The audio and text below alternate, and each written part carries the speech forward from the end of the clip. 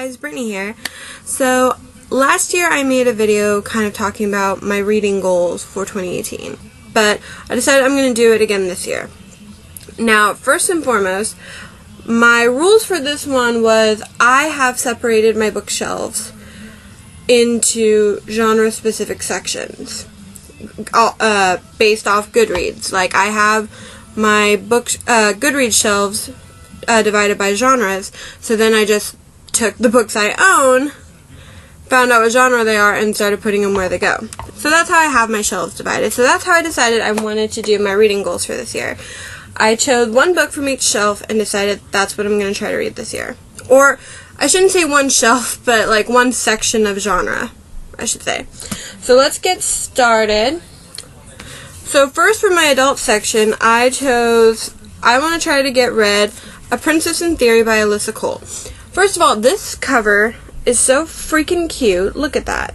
And just the description, which basically Naledi Smith, which I'm probably butchering that name, she gets an email saying she's betrothed to an African prince, and then it turns out to be true because she thinks it's just random spam, but it turns out to be true, and it's gonna be, I already can tell just from this cover and the description, this is gonna be a really cute romance, and I cannot wait to read it. This is my choice for my adult book that I'm going to read this year. And I'm not limiting myself to these picks. I'm going to read other books this year, but these are the ones that I'm specifically going to try to focus on getting read. The next book is from my fantasy shelf, and this one is a little bit of a controversial pick, but you know what? I've heard arguments on both sides when it comes to this book, and I just want to read it myself and form my own opinion, and that is The Black Witch by Laurie Forest. Like I said, I know the negativity and I know what the negative impact it had on people, but I just need to read it and form my own opinion, which I promise I will make a review video of it where I'll give you all my thoughts, good or bad. I will make a video for sure on this, but yeah, I really wanted to read this and form my own opinion on it. And from my Star Wars section of my bookshelf, which I've been accumulating quite a bit of Star Wars books, but this is the one I really, really want to read, and I was so happy when I was able to get it. That is Bloodline by Claudia Gray. I am so excited to read a book focusing on Leia. Leia is one of my favorite characters. My two favorite characters from the whole Star Wars universe are Leia and Padme. So, and I know we're going to be getting a Padme book soon, and I cannot wait! Anyway, but yeah, so I'm so excited to read a book about Leia. The only thing that makes me nervous is the fact that it's written by Claudia Gray, and I've read some of Claudia Gray's own books. Specifically, I read her Evernight series, and I just did not like her writing or that series. So I'm really, really hoping that I like her writing when it comes to Star Wars, or else this is gonna suck. But yeah, I'm so excited to read this, and I just love Leia, so this is gonna be fun, hopefully. Then, from my mystery thriller, I have a book that I've had for so long, and it's actually really ridiculous that I haven't read it yet. But since I know there's going to be the show that the book is based off of is going to be coming back, it's getting rebooted for Hulu, I kind of need, one, I need to rewatch the series and rewatch the movie, but also I finally need to read this book, and that is Veronica Mars' The $1,000 Tan Line by Rob Thomas and Jennifer Graham. I've had this, I think, since it came out, but I have not yet read it, which, like I said, is a crime, because I adore Veronica Mars, and I'm so excited about the new Hulu show, but like I said, I want to get this read before the show. Besides trying to actually finish The Shining this year, which I DNF'd at the end of last year because I just lost interest in it, but I'm going to try to pick it up again closer to Halloween, so like September, maybe early September, late August, and try to do that. But I also want to try to read another of my horror books, and this is the only like young adult horror I think I own. I think all the other ones I own are adult. or are considered adult.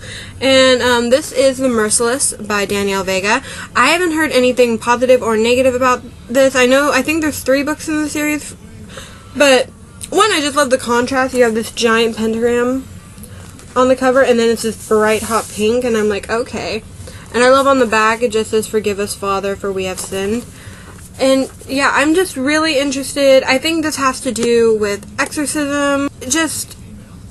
It sounded interesting, which is why I bought it. And I really think this would be like the perfect October Halloween read. So yeah, don't expect me to be talking about this until at least October, maybe, or like mid-September, one of the two. From my sci-fi section, I have a book that I, first of all, love the cover of, and I've heard a lot of good things about, so I'm excited about it. And that is We Are the Ants, and it's such a simple cover, but it's so pretty. I love this cover so much. But yeah, it's We Are Ants by Sean David Hutchinson, and it's about a boy named Henry who keeps getting abducted by these aliens. And they basically offer him the opportunity to blow up the world, and they give him a certain amount of days to make up his mind whether or not he wants to push the big red button or not. And so I'm really, really intrigued to see what this is all about.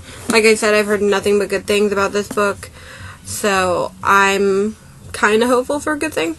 And then for a classic I want to read this year that I have not read yet, and it's another one that I've heard mixed things, but mainly negative things, so I don't know how I'll feel about this one. But it is Wuthering Heights by Emily Bronte, and just side note, I love my copy. Look at that. It's so pretty. Look at this. Look at it. It's so pretty. I love it so much. It's so pretty. But yeah. I know next to nothing about Wuthering Heights. I've never seen an adaptation, so I know nothing. All I know is the main characters are Catherine and Heathcliff, and apparently their characters are horrible, and most people who read this hate the story and the characters. So, that's all I know about Wuthering Heights. And also, I've never read a Bronte Sisters book. I have this, and then I also have Jane Eyre, but I've never read either copy, so I'm starting with Emily. I don't know if that's a good or bad thing when it comes to the Bronte Sisters, but yeah, I've had this for so long, and I'm like, I need to read Wuthering Heights. So, yes. I'm hoping I like it, but given the way everyone feels about it, probably not. We'll see. We'll see. And then from my biography section, this is a book I've also had for a while, and I just haven't gotten around to reading it, which I'm a little annoyed at myself that I haven't gotten around to reading it yet, but that is I Am Malala, the girl who stood up for education and was shot by the Taliban, by Malala I don't want to mispronounce her last name, but yeah, I've had this for a while, and it's a story that and the main reason I bought it was because I really wanted to know the whole story of what happened to her, and for some reason I haven't read it yet. It's annoying. I'm annoying. I keep getting books and not reading them. Either way, I'm finally going to read Malala's book this year, and I cannot wait to read all about her story. Next, from my poetry section, I got mainly because I started getting into this person's YouTube channel, and so I like this person's YouTube content, and I like their music, so I was like, well, how did they do with a writer? So I'll find out this year at some point, because I got Adolescence by Gabby Hanna. And like I said, I'm not a huge poetry person. I've just recently been getting into it. Then in my nonfiction section, this one, I picked up one because I just loved the title and I wanted to read what was inside the book. And two, it's by an author that I've seen a lot on Twitter. So I'm interested, and I like the content I've seen from her on Twitter, so I'm wondering how she does as a writer. And that is Bad Feminist by Roxane Gay. From my understanding, this is just like a series of essays just talking about being a bad feminist or what feminism means to her, I believe. But yeah, I'm so fascinated to see how I feel about this. Then from my young adult section, I decided to finally read a book that I'd seen the movie of it. I think I saw the movie like 2 years ago, I want to say.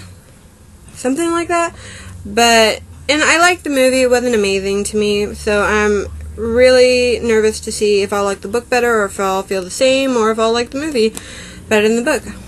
remains to be seen. But my young adult pick is If I Stay by Gayle Forman. Now, not only do I, like I said, want to see if I like how I feel book to movie wise, but also I own quite a few Gayle Forman books because I just thought the description sounded good, and also I know a lot of people love Gayle Forman's work, so I wanted to give her like a really good chance. And so this is my first exposure to Gayle Forman's writing, and I'm hoping I like it, because otherwise I have 2 other books by her that if I don't like her writing in this, I'm not going to feel very confident about the other ones I own. And then lastly, from my children's section, so this Christmas my brother was a gem and got me the last 2 books in a series that I needed. And so I decided instead, I'm kind of cheating with this one, with my children's section, but I don't care. And I'm not going to try to do these all in 1 month. It's going to be throughout the year. I'm going to try to read this whole series this year. Yeah, the series I'm going to try to finish, read from the beginning to end, is I'm going to try to read all 6 of Chris Colfer's Land of Stories. Because my brother was nice, and this Christmas he got me the last 2 books, 5 and 6, that I needed because I had 1 through 4. So technically I will be rereading Wishing Spell and Enchantress Returns because I've read both of those. And then I will be reading for the first time A Grim Morning, Beyond the Kingdom, An Author's Odyssey, and When Worlds Collide. Is that what the last one's called? No, Worlds Collide. Okay, just Worlds Collide. But yeah, I'm gonna try to get through all of these. So I'm really excited to see how, because I do remember how the second book, The Enchantress Returns, I remember how it ended, so I'm really excited to see what happened after the events of this book. But yes, I cannot wait to finally read all of the Land of Stories. I'm going to try to read a lot of books this year. We'll see how it goes. I just made my Goodreads like 10 books just like I did last year, and last year I read 16, so that was awesome. I'm going to try to read all the books in this pile.